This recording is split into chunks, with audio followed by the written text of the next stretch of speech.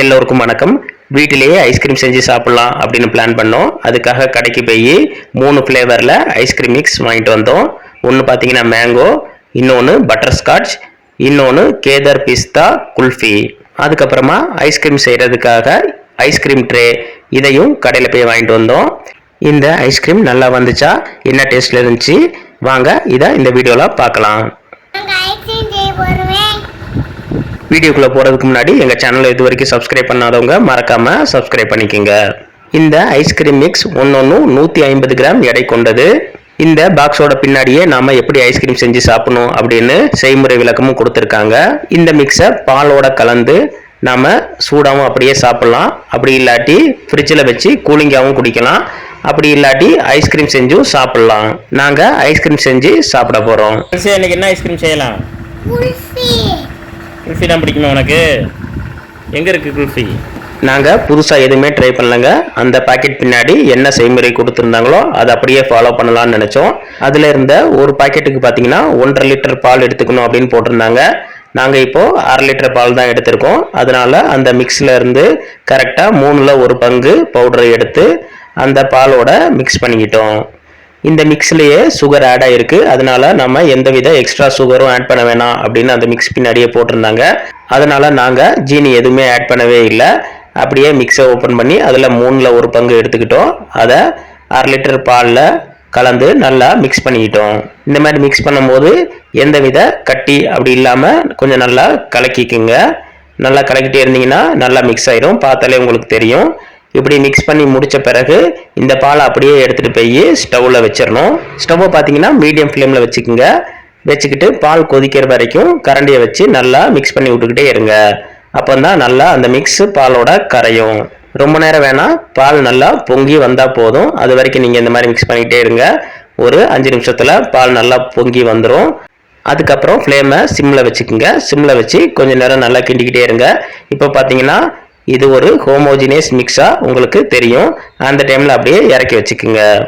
நீங்கள் இந்த மாதிரி சூடோடையே இந்த பாலை குடிச்சிங்கன்னா உங்களுக்கு அது பாதாம்பல் டேஸ்ட்டில் இருந்துச்சு. உங்களுக்கு சூடாக குடிக்க பிடிக்காட்டி இந்த மிக்ஸை அப்படியே நீங்கள் ஃப்ரிட்ஜில் வச்சு நல்லா கூலான பிறகு குடிச்சிங்கன்னா மில்க் ஷேக் டேஸ்ட்டில் ரொம்ப நல்லா இருக்கும். நாங்கள் இந்த எல்லா முறையிலுமே டேஸ்ட் பண்ணி பார்த்தோம். இதை சூடாகவும் குடிச்சு பார்த்தோம். அதுக்கப்புறம் ஃப்ரிட்ஜில் வச்சு கூலிங்கான பிறகும் குடிச்சு பார்த்தோம். உண்மையாகவே நல்ல டேஸ்ட்டாகவே இருந்துச்சு. அதுக்கப்புறம் ஐஸ்கிரீமும் செஞ்சோம். இந்த ஐஸ்கிரீம் ட்ரே பார்த்தீங்கன்னா நாங்கள் பக்கத்தில் இருக்க சூப்பர் மார்க்கெட்டில் வாங்கினோம். இதோட விலை 99 ரூபாய். இதில் 6 ஐஸ்கிரீம் வரைக்கும் செய்ய முடியும். அதுலேயே பார்த்தீங்கன்னா மூடி, அப்புறம் பிளாஸ்டிக்கில் குச்சி, இது எல்லாமே இருக்கும். நம்ம ஆற வச்ச இந்த பால் அப்புறம் அந்த மிக்ஸ், இந்த கலவையை அப்படியே அந்த ஐஸ்கிரீம் ட்ரேயில் கொஞ்சம் கொஞ்சமாக ஊற்றுங்க. சூடோட ஊற்றிடாதீங்க. நல்லா சூடு ஆறின பிறகு ஊற்றுங்க. இந்த மாதிரி ஒரே லெவலுக்கு ஊற்றுங்க.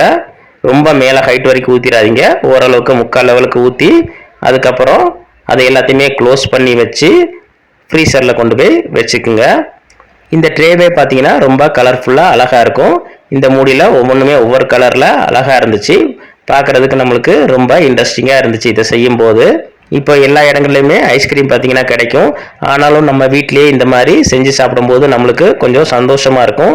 அதே டைமில் குழந்தைகளுக்கு கொஞ்சம் ஹெல்த்தியாகவும் இருக்கும் அப்படின்னு கண்டிப்பாக நினைக்கலாம். இந்த ட்ரேயை அப்படியே எடுத்துகிட்டு போய் ஃப்ரீசரில் வச்சுக்கோங்க. நாங்கள் ஃப்ரீசரில் வைக்கணும் அப்படின்னு ட்ரை பண்ணப்போ எங்கள் ஃப்ரீசரில் இது பார்த்திங்கன்னா செட் ஆகலை. மேலே உள்ள அந்த குச்சி கொஞ்சம் பெருசாக இருந்துச்சு. அதுக்கப்புறம் அந்த குச்சியை கொஞ்சம் கட் பண்ணிக்கிட்டோம். அதுக்கப்புறம் ஃப்ரீசரில் அழகாக செட் ஆச்சு. காட்டு, தூக்கி காட்டு. ஐஸ்கிரீம் சூப்பராக வந்திருக்கா? ஒரு நாள் நைட்டு ஃபுல்லாக நாங்கள் அப்படியே ஃப்ரீசரில் வச்சுட்டு அடுத்த நாள் காலையில் எடுத்து சாப்பிட்டு பார்த்தோம். நிச்சயமாக வேறு லெவல் டேஸ்ட்டில் சூப்பராக இருந்துச்சுங்க. நம்ம கடையில் வாங்குகிற குல்ஃபி கூட இவ்வளோ டேஸ்ட்டாக இருக்காது. செமையாக இருந்துச்சு. நாங்கள் ரொம்ப சந்தோஷமாக சாப்பிட்டோம். இந்த செய்முறை முழுசாகவே எங்கள் பாப்பா ரொம்ப இன்ட்ரெஸ்டாக இருந்தா.